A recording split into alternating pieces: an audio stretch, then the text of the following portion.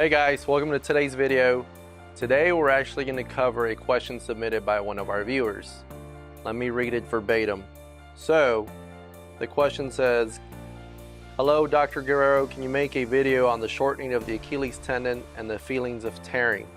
I work at home at the computer and do walk twice a day, but now a tearing sensation is occurring in my left Achilles tendon. Only painful when I touch it.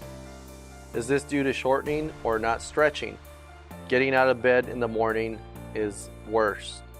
Please make a video showing how to stretch so I don't snap it." Okay, so let's cover this pain in the Achilles tendon and what might be causing it.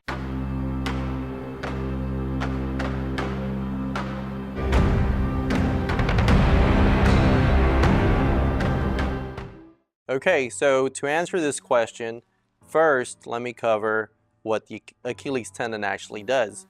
So tendons store energy. So the energy that is created by the muscle in order to move the joints or the bones. Now, the Achilles tendon is actually the tendon for three muscles. We have the gastroc, the soleus, and plantaris. Now, there are some variances out there. Some people in the population don't have a plantaris muscle. Other people do, but we definitely all have a gastroc and a soleus muscle. So the gastroc and the soleus muscle are housed back here, okay? The difference between the gastroc or gastrocnemius, that's the more superficial muscle you see on people, that actually starts from the back of the knee and then turns into the tendon right about here. And then that attaches down into the heel, just that way, okay? The soleus muscle does not cross the knee and comes off of the back of the tibia, joins the same Achilles tendon, and attaches to the back of the heel. Now, to answer the viewer's question, between stiff and short, okay, a stiff muscle means that actually what it means. The stiff muscle means that it's got a normal length, but it just takes a while for it to warm up. So it starts here, but as you warm it up, it increases in length. Stiff muscles just need to be warmed up. They don't need to be stretched. A short muscle means that the muscle is actually in a shortened position. Now, with a shortened muscle, you don't get more length no matter how much of a warm-up you do. That muscle does require stretching. So there is a difference. What causes a stiff muscle versus a short muscle? A short muscle is going to be caused by footwear. So anything with a heel more than a quarter inch, or a quarter inch or more, I should say. For men, it's going to be your dress shoes and your boots and your work boots. For women, it's going to be wedges in your high heels. That over time can create a shortened muscle. Stiffness is going to be created by being in a prolonged position for an extended period of time. Hence our viewer, she sits all day, so she probably has a stiff gastroc. The Achilles tendon actually doesn't shorten. It's going to be your muscle that shortens or stiffens up. But the only thing is her symptom is that it hurts to touch, okay? Now the Achilles tendon is a weight-bearing structure, so it being a weight-bearing structure, it should hurt at all times. She mentions that she walks 2 times a day, but it only hurts to touch and first thing in the morning. So here's my concern. Hurts first thing in the morning, that makes sense. The muscle's stiff, it's gonna add more pressure to the Achilles tendon. What I don't like is that it hurts to touch. Now, this is a little bit of a more thorough question. It requires more detail. So, what can create pain to touch in the back of the Achilles? Well, if you remember from one of our previous videos, there's nerves that come out of your lower back and go down the back of your leg. In this case, we're talking about the tibial nerve. Now, the tibial nerve is a branch of the sciatic nerve. So your sciatic nerve is going to come from multiple nerve roots from the lower back, and right about the knee level, the sciatic nerve turns into the tibial nerve. Now that tibial nerve has other branches, but the tibial nerve crosses right behind the Achilles tendon. Nerves hurt to touch.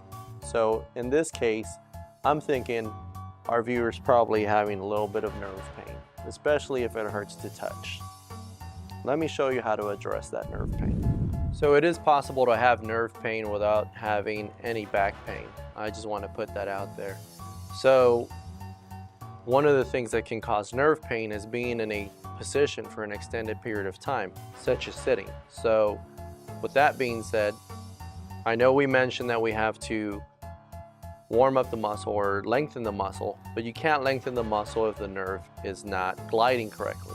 So the first thing I would suggest is let's glide the sciatic and the tibial nerve. Now, what you want to do first is you go ahead and lie on your back, okay?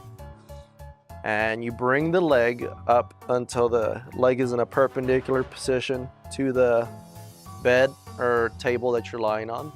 And you're gonna grab the knee from behind, okay? Now, once you're there, you're gonna straighten your knee out until you feel tension behind the hamstring and into the calf, okay? Once you feel that, okay, you don't want to be aggressive with this. It's a mild to moderate discomfort. Once you're there, what you want to do is you want to pump the ankle. So flex and point, flex and point, flex and point. You know if that tibial nerve is involved if you feel tension all the way to the back of the Achilles, and if you have plantar fasciitis, you might feel that all the way into the foot if it's nerve driven. So for this, I usually prescribe 30 repetitions. This is known as a nerve glide. After your 30th rep, go ahead and set your foot down. Do it on the asymptomatic side, even though nothing's occurring, okay? And then same thing, flex, point, flex, point, all the way to 30.